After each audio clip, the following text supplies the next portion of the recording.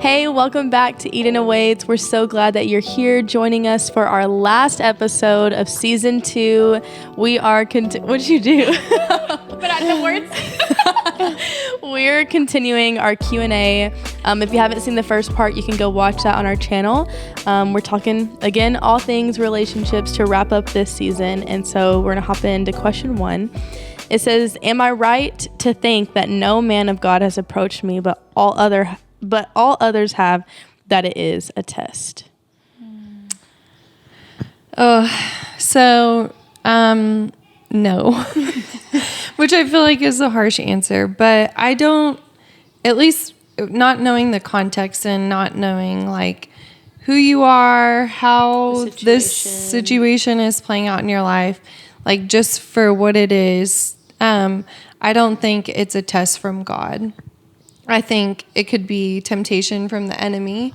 But I do want to encourage you in this, that if you are in a similar situation and there's a bunch of different men coming into your life or women coming into your life and it's not the right one, and you're staying focused on who God has for you, you're doing the right thing.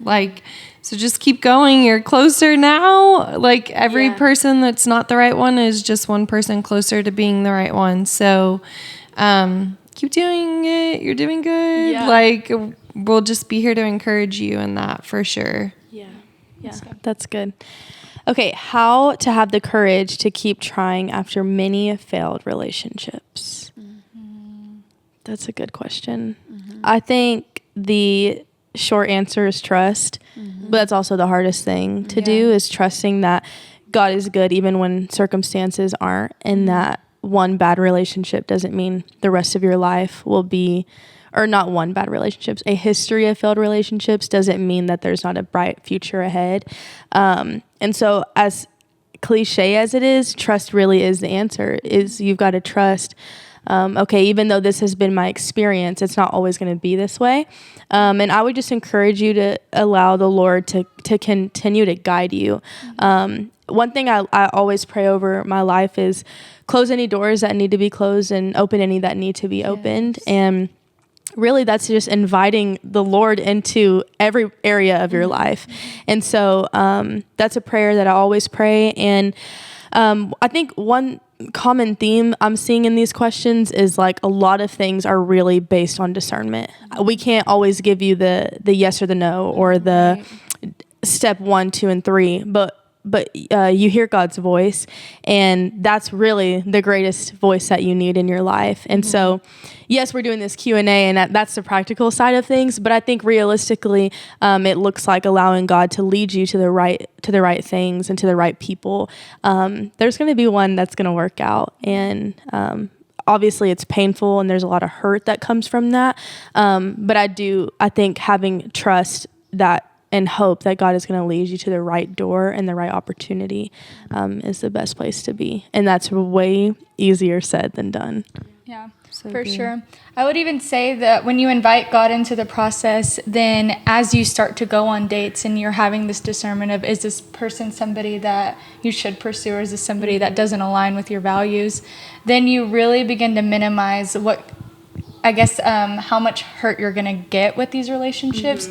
Because if you're figuring out on date 3 that, hey, this person is not who I should be with, and you decide to get out of the relationship, you're saving yourself from a lot of hurt. But if you choose to ignore what you feel like God is saying to you and stay in the relationship, then the hurt that you're going to have over time, it's just going to grow. Yeah. Right. And I think I love how you said date 3. I think that's super practical. Date 1, ask God, should I go on date number 2? I feel like I'm such a big advocate of just ask God. Literally, he's going to answer you. Yeah. Ask God, should I even go on this date? Is this something that you want me to be a part of? It doesn't necessarily mean that person is going to be your husband. Maybe that's just going to be a friendship for you. But asking God these things before you do it. Okay, if dating apps are the route you want to go, ask God, should I get on this dating app? Make it So, like we talked about in the last episode, like over communicating. I feel like I do that with God of just tell me, like, that's so if this is gonna save me or if this is gonna like keep my path straight, like whatever it may be, just ask God. Like God wants to be in those details. God cares about those areas of your life, and so I think just asking God, I think that's a super practical way. Is just to invite Him in, is to have those conversations with Him. And I think sometimes it could be easy to say, well, I don't hear an audible voice, so I don't know what God's saying. But I feel like we all have that feeling of when you get on something and you have that feeling of like, I just don't feel like I'm supposed to be doing this. Or when you get on it and you do feel the peace or you feel the okay. And that is another form of hearing God's voice. Just like right now for me, I know that right now God's calling me off of socials. So when I download socials, even in a moment of like, I'm just gonna, I get that feeling of like, I know I'm not supposed to be on here. And so using that, just like we said, discernment, God is wants to speak to you, even in the realm of getting on dating apps or going on dates. Like, I think that the discernment is really, yeah. For sure. Okay, our next question is, how do you navigate healing from a past relationship while also learning to love someone in a new relationship? Sierra. Yeah. I think the first thing would be to give yourself the grace. I know when I was walking through that season, I was so hard on myself, not just on myself, but as I was exploring a new relationship, I was very hard on myself that I had to be so far healed in a certain area, or I had to have so much figured out before I could thus do X, Y, and Z. And so I think having the grace for yourself, but then also inviting God in to heal those parts. There's areas that I've realized that even now, even in my marriage, that God is still working on and restoring and doing things that I thought getting married would then just fix all. And God has shown me that He's still in the process of continually refining, healing, and mending those things. And so I think, sorry, I'm reading it again. Also, if you are in a new relationship, inviting your partner into that process with you. What I learned is in the beginning of my relationship, I would talk to Thomas all the time when I would be struggling. I would say, hey, I'm struggling with this. And I think also what allowed me to know that he was the one, which we talked about in the last episode, is that he never got jealous. He never got angry. He never was upset. He always encouraged me, let's pray about this. Let's pray about that person. And for me, it was the ability to see that he had the humility to, because if it was me, I don't know how much I would be able to do the same things as him, but he was able to come down and sit with me in that, and thus unlocked things of healing that God graced him to walk with me through. And so on the flip side of that, I learned in our relationship, there were things that I thought, I don't want to tell him this because I'm scared it'll be the thing that he can't handle. And what I realized is when I withhold those things, it makes the healing process a lot harder. And God's revealed to me that He has given me this person, your relationship, whoever you're with, also the grace to walk that out. And so even having the discernment of the person you're with, sometimes when you are walking through that, the response of the person you're with will also give you a tell of like, is this the person that I'm supposed to continue this relationship with? And so I was going to say back to the same thing, just over communicating. Like that's like the best thing. And it sounds like you've done that with Thomas. And like, I could see that being a real benefit. I feel like one thing I've seen you walk out to, Sierra, that I think is a practical is getting to the root of like lies that not you, but in general that we take on from past relationships that have failed. And I think that a lot of that is counseling and also just relationship with God. I think counseling is a great tool that we always advocate for. And I know I've had to deal with things in counseling that had to do with past relationships, dating, friends, family, that have helped me then walk in relationships in general a lot better, because I've gotten to kind of get to the root of lies that I've believed. I mean, lies like once a cheater, always a cheater. Every man cheats. Every person leaves. Every person disappoints, right? We all have these great lies that we believe, and a lot of times they come from past relationships.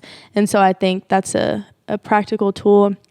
I don't think it's just done in counseling, but I think counseling is like the first thing I think of when it comes to tackling those beliefs that we take on. That's so good. That's really good. Okay, how do you protect the heart of your spouse? What are some practical steps to do that? I feel like praying for them is like the number one thing. And we talked about in the marriage episode, praying with them. I feel like those are two really good things to do. But even just asking them like, hey, this is a random question, but how can I protect your heart? Because everyone is different. How I protect Colby's heart may not necessarily be the same way that Sierra can protect Thomas's heart. And like one thing I know for Colby that's a big deal is never speaking badly of him or being disrespectful to him in front of other people. And I had a hard time with that at first. And even in certain situations, I still do have a hard time with that.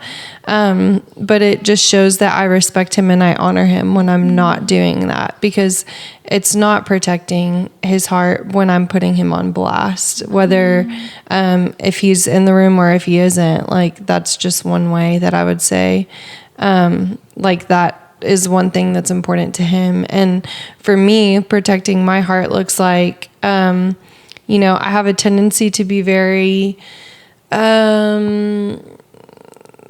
like aggressive, I guess would be like a nice way to say it, and very much like type A, like we're gonna do this. And I feel like a way that he protects my heart is also by taking the lead and allowing me the space to like dream of things instead of being like I have to be the ringmaster running things all the time. Like, he's like, hey, I already took care of that.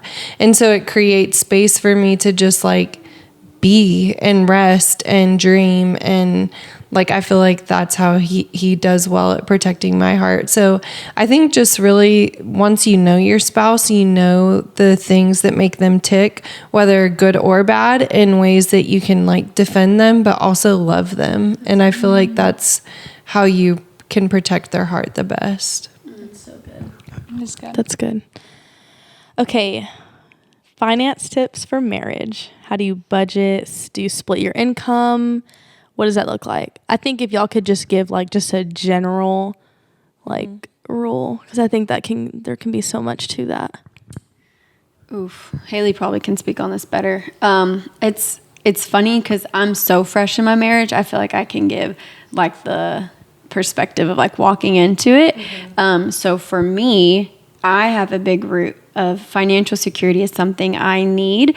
And so it's actually funny because my husband and I, our accounts aren't joined yet. And that comes from a place of having the fear of, what if you use the money and I need to make sure that we have money? And so right now, just like you said a minute ago, when you were like, God's able to reveal the root, there was an issue. And I remember texting you, spiraling and being like, I legit was like, we're going to be homeless on the streets. We don't know how to steward money, X, Y, and Z. And I was so angry and upset at my husband. And God revealed to me that this would be an issue, whether it was $10,000 or it was $10. And so for me, what I've had, the finances in general, from a young age have just always been something. If y'all have caught our episodes about taking food home, you know that I like get really sensitive about things like that, just from my upbringing of having that poverty mindset that has now led to my adulthood.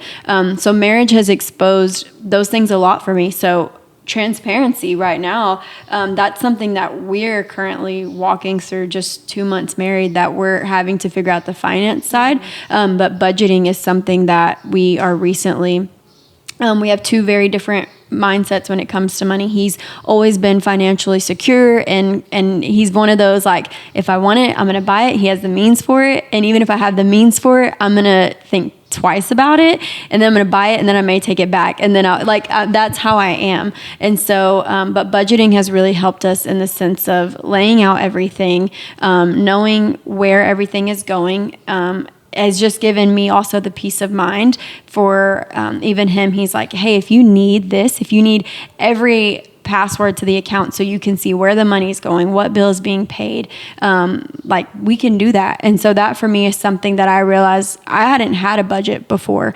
And so I realized that was super helpful for me to have for my peace of mind. But Haley, I know you can probably speak a lot more to the finance area. I would say the very first thing is you're a team.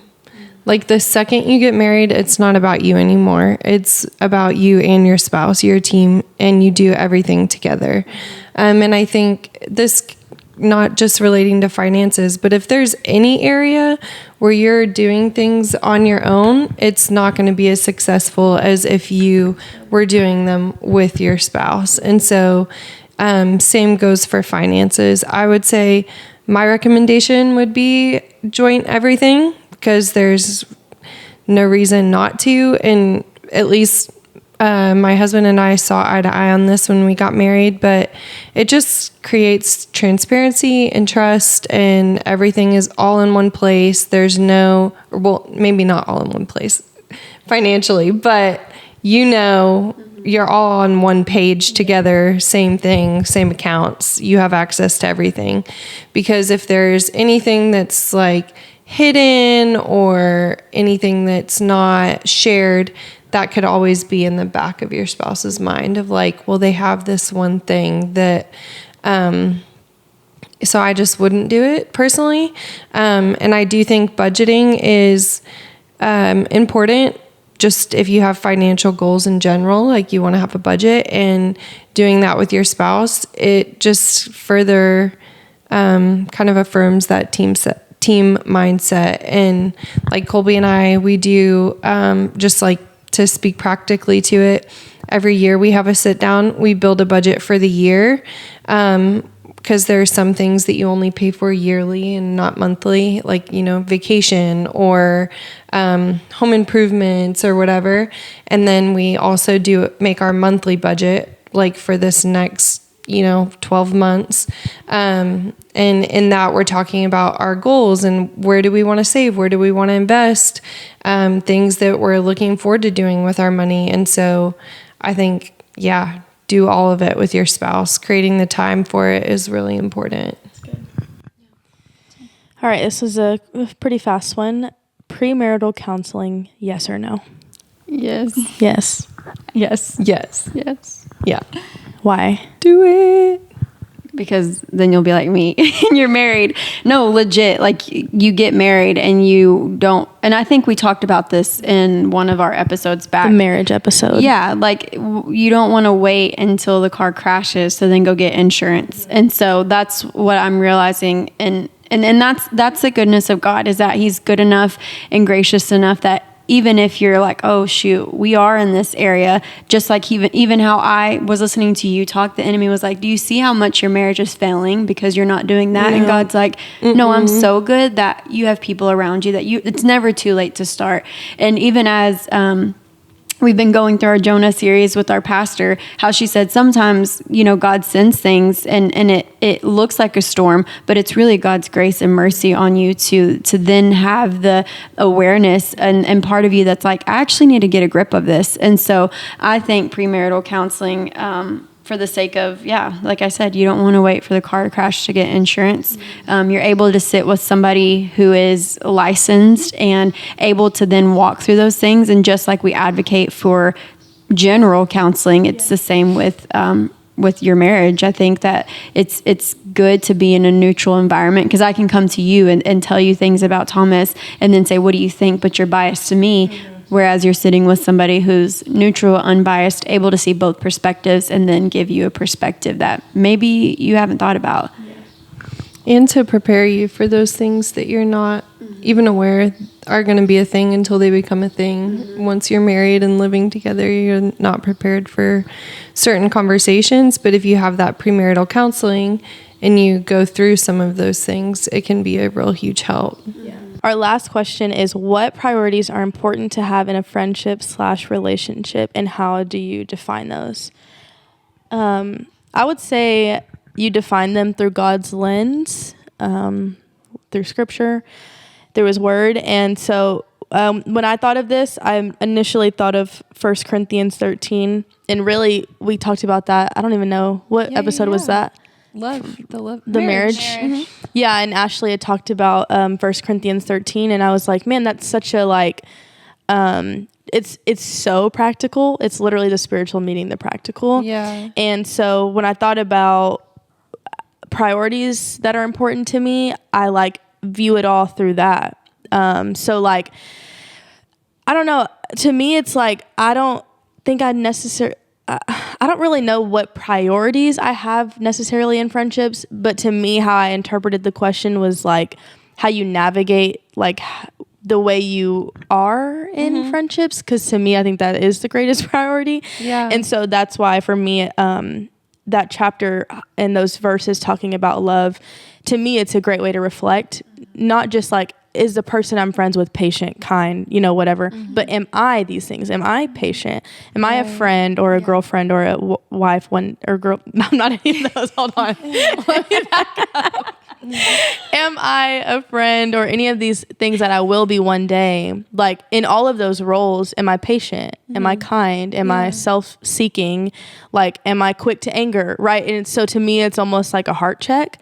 And so I think that for me is like, how I navigate that. As far as like priorities in relationships, I don't really know how to answer that. But to me, that is like how I took the question. Well, even that those verses are talking about love is like, and it is talking about God.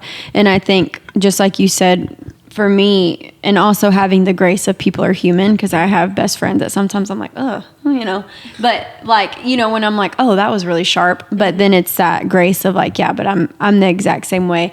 But I feel like, you know, when something's good, and we talked about these in our other episodes too, but like, you know, when something's good and you know when something's bad. And so you can distinguish, we talked about this a lot in our friendship episodes, but you can distinguish when you have a friend that mirrors, we even talked about this in our youth. We went around and we were like, what characteristics do you look for in a friend? And there was, I have to be able to trust them, or I have to be able to know that if we're friends and then we stop being friends, they're never going to go behind my back and share the things, or security. And I was like, isn't it interesting that all the things that you said you guys look for in friendships are characteristics of God? And I think that's such a good lens to filter it through, is that like looking for things that reflect God's character, but then also what you want to be as a person. Because and we talked about this in our friendship, so that's why I keep feeling like I'm repeating myself. Yeah. But it's that keeping close to you what you also want to be a reflection of. That's good. I think I look forward to is, are they pushing me to the person I want to be, or are they pushing me further away from who I want to be? Something that's really big that I have a hard time with some friends is, at first I will say, actually not even at first, every time I'm going to still say it. Yeah, I'm going to tell you what you're about to say. I know that's Between me and you. Don't tell anybody else. Don't I tell said- anybody else. And keep this between us. it's not gossip. It's never No, it's gossip. when she's telling general. like intimate Just about moments you. of her own life. Yes, the Lord's She's like, speaking to her. She's like, "This is just between us." yeah, I'm like, girl, I who am I can't going to tell nobody. your business to? I'm not telling a single But soul. she will preface every story. single time. even she thought I was gonna tell Colby something, and I was like, she's like, yeah, like she's I'd talking rather about me not. in front of it, and in front of, like, he was in the kitchen, we were having a chat, and she was like, I'm sure she told you, and he was like, told me what? Like, he had She no told me idea. that too. One time I'm she like, told me bro, that. you told me not to tell Yeah, anybody. no. She'll be like, not I'm sure telling Sierra told you. I'm anybody. like, so she hasn't. To our testing question. One time she said that to me. She's like, oh wow, I guess I can trust that person. Yes. We're exposing You are being tested. No. Okay, We love Ashley. by the way. Yeah, we love her. We don't care. Yeah. behind this, because I have some trust issues, but the second rationalization is because in my mind, if I tell Sierra something and I don't preface by, hey, this is between me and you, don't tell anybody else, can I really be mad that she went and told Tara? You know? You can. I'll just say you No, can. Yeah. I can, but in like, I know my mind. It feels like in your head you have to do yes, that. like I'm gonna be like, I can't even get mad at her. Like It's the my over-communicating. fault. Yeah. Yes. That's Yeah. good. Yeah. It, I know it's No, it thank is you. good. I'm not saying it's bad. I'm No, just no. saying to me We it's just feel like funny. maybe 'Cause I'm by like- this point, I'm like, we've been best friends for how long? and you're Like, still you telling know me not I'm to not tell. gonna say anything. So our viewers are like, so they haven't vacation together. Yeah, they're like, they're not it's friends. real. They hate That's each it. other. We need to go on vacation Guys, I do together. this with Then my maybe family. she'll Yeah. trust us. I do this with my family. It's just so it's just who you are. it is, and Yeah. I'm gonna do it probably until I die. No, it's not who she is. She'll get freedom. Do you want freedom? I don't think it's holding me. I don't think it's limiting Yeah, me. it's not. Yeah, it's it's not not. limiting you. It makes don't me think it feel is. good. I feel like this is low key plugging season 3. That was Low-key. the This perfect is so segue. good. Oh, I forgot we're done. No, well, I remember actually one conversation, and Sierra and Tara were super, super close before we all became close.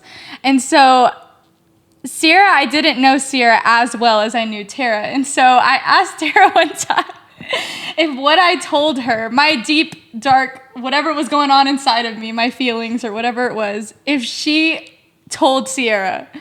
And When was this? you don't remember this? I guess I have. To Tara, it was probably like nothing. She was didn't probably care. just like, no, I didn't tell her. No, I don't remember the exact date. I didn't write it down. April 23rd. She's like April 23rd at 10:57 a.m. This was the day I knew. What did I say? Y'all noticed in the friendship episode, I just spit. I just left it in. I said I just spit. I left it in. I didn't even care. So you're gonna leave that? Yep. Yeah, girl. What did I say? You have to be authentic. Yeah.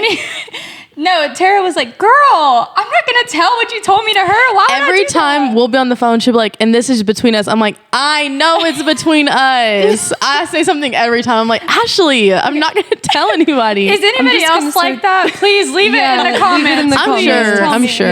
Yeah. Yeah. I think people are like that, but to go back to the unspoken expectations, they're too afraid to say that. They're too afraid to say like, because I find myself being like that. Me too. And You're just bold. like you are. I love that about you. For Yeah. real. Yeah. That was the remix. I was gonna say as long and at least.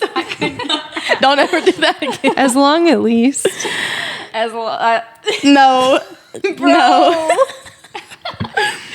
But you're saying Aslan. As long as you don't feel like it's limiting you. Yeah. Yeah. I don't think it is. But I'm also not in your head. But I don't think it is. No, I think it helps me. It helps me to trust you. I'm glad we're having this conversation because I really was like, this girl will never trust me. And she's going to ask me this every time. But she's still going to tell me. But she doesn't trust me.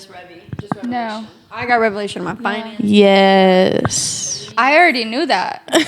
Not revelation for her. She's like, this is not. No, She's like, I'm glad y'all are getting y'all got revelation. revelation that I really do trust you. The fact Yeah. that I told you anything means I trust you. Yeah. Yeah. But I'm gonna tell you that every time. I love it. That's fair. And on that note, that is a wrap on season 2 relationships. We did it. We did it. We This legit season, had y'all, been planning relationships before we even started the podcast. And this season, We did it. our It did butts. kick our butts. And it was our own fault. well, kind of our own fault, kind of like life in general. Yes, that's true. But also, I feel like when you're bold enough to speak about something because you feel like it's important, you're going to be challenged in those things. And so, yeah, it was a good one. It was a good one. It was hard. Maybe we won't talk about the mind. So we are currently, just being honest, talking about season 3. We're praying about it. We're going to take some time and figure out what God wants to do. But we've already kind of just been brewing. So we can't tell you what season 3 is going to look like in all areas. The topics, we might not be on this couch. We might be on the couch. Yeah. We might be in the bed. We might be outside. We don't know. I think we'll be on the couch. I was going to say, don't be in my bed. I was gonna say in the shower. In the closet. Yeah. In the closet. Yeah, so we don't know what season 3 will look like just yet. What are y'all laughing about? We're excited, though. Excited. Make us go in the shower. That part. Okay, yeah. Watch the first episode of the Q&A. Yeah. This whole episode is just us plugging. And so we talked about this in the podcast, but yeah. So season 3. Yeah, and if you want to know more about season 3 and You keep gotta up follow with us. us in the break, give us a follow. Yeah, give us a follow. We'll have On content. socials. Hopefully. At Eden Content coming Awaits. at y'all. At Yeah. Eden Awaits. Yeah. I eat in the weights. You cut me. So At Eden Awaits. no, but Let's see how many times we can say it before the end of the it's because episode. when you said it, they weren't gonna be able to hear it. I eat in the weights. They weren't going to be able to hear it. At Okay. Eden Awaits. I don't know At what Eden happened. We've been Awaits. like so chill recording all day, and then boom, we just got the laughs and the giggles. Giggles. All right. Well, we love y'all. Thank you See you for for season 3. Yeah, thank you for sticking with us season 2. We'll see y'all in season 3.